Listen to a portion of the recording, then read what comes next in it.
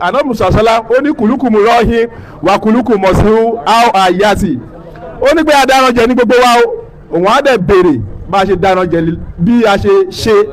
ẹ̀yin tí Ọlọ́run gbé ọ̀rọ̀ Ọlọ́run sí lẹ́nu tó yẹ pé lè sọ̀rọ̀ káwọn èèyàn gbọ́ ní ìlú mọ̀mọ́gbó wà ní Quran wípé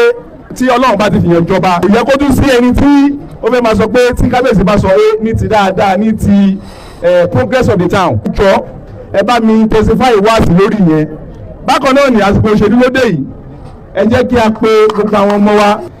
agbára òṣèlú ni wọ́n fi ń ṣe kọ́ńsì gbogbo ọmọ wa tó bá wà ń pò ẹ jẹ́ ká pè wọ́n ẹ jẹ́ ká ṣe wáàsí wípé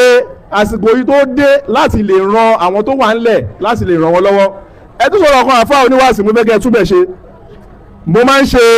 iftar bí mo ṣe wà mo ń ṣe iftar mo ń ṣe torí Ọlọ́run àtànábì Muhammad sallallahu alaihi wasallam. Ẹ ti sọ fún wa a mọ̀ pé kò sí bí àwùjọ ṣe máa wà tí àwọn onítùkùtù tí wọ́n ní tu ṣùgbọ́n